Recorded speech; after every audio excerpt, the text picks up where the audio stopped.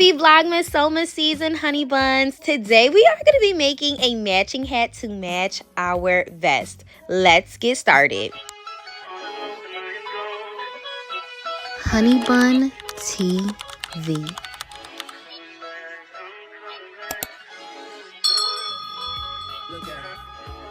Hey honey buns, everything you're going to need is going to be listed in the description box below. But what we are going to be using today is some satin fabric and the scraps that we have from our vest. And we are going to be using this free pattern that I got that I will also link below. Now, if you've never used a pattern before, know that when you are making your patterns, typically a lot of times they will tell you how many pieces you need to cut out, if it needs to be on a fold, and so on and so forth.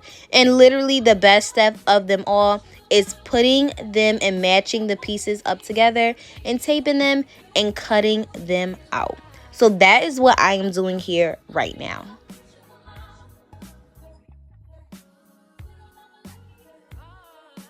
As you guys can see here, I am just literally pinning the first two pieces of the pattern together. We are only going to be using the oval shape piece for the pattern, which I will show you guys along how to customize and basically manipulate a pattern to your own best abilities. But until then, we are literally going to be cutting out our first piece, which is going to be that oval half circle piece that you will be seeing soon.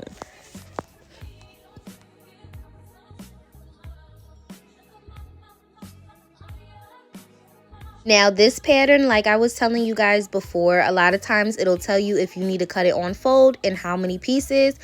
As you can see here, this half circle piece pattern piece we are going to be using. This is the piece that we are going to be cutting out. We're not going to cut out the other piece, okay? So you are just going to be left with a circle, and then we are going to be taking our satin fabric and literally cutting around that same piece because our inside is going to be insulated with satin, okay? You don't have to do this, but this is what we are going to be doing for today, okay? So you should have two pieces. And as you can see here, it was cut on a fold. So when we unfold it, it should be one whole circle piece, okay?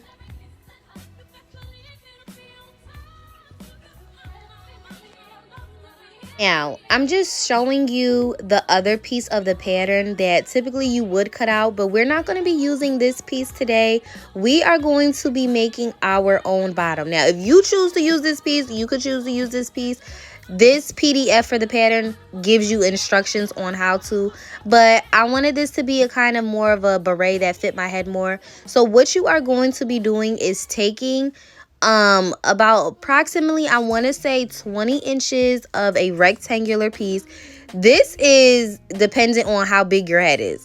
Okay, so I'm taking about 20 inches, and this is non-stretch fabric, so I'm going to add 3 inches to that. So I'm really going to be cutting out 3 inches of a rectangular motion square, okay, of a rectangular, not no square, and I am going to be leaving that about 2 inches, 2.5 of width, just for my seam allowance as well. And then I'm just going to cut across as you see me here doing. After I finish cutting my rectangular piece here, I am literally going to fold it over, and then I am going to sew the ends. As you just see me there do, I took the ends of 2 pieces, put them on top of each other, and now I'm going to be sewing them just like that, okay? I'm gonna get everything to the sewing machine, but before we sew our rectangular piece together, we are literally just going to sew that satin on top of our outs fabric, which is going to be the green fabric. And all I'm doing is literally just sewing it around in a circle. My serger is down right now, so that's why you don't see me serging it, but you can do it either like this, and or you can do the pinning method where you leave just a couple of inches open and turn your circle inside out so you won't see the seam where it is sewn on, which is totally fine. It is up to you. I have finished sewing my satin on top of my green fabric, I am now going to take my rectangular piece that I have sewn together, and now I'm going to get ready to pleat the circular motion and pin it on my rectangle. As you can see me here doing, I'm just pleating little piece by little piece, because you want to make sure that all the ends around this circle are connected to your rectangular circle. We'll just call this bar around your head, okay? Well, the headbands around your head, okay? So I'm just taking my time and I'm pleating each section as I go onto this headband piece. And pleating means all I'm just doing is folding it over, okay? So I'm just doing about 1 inch for each section. And if you notice that you are running out of space, it's okay to go back in and literally replete to the best of your ability. After that, I'm literally now going to close the hat, meaning I am going to sew around these pleats.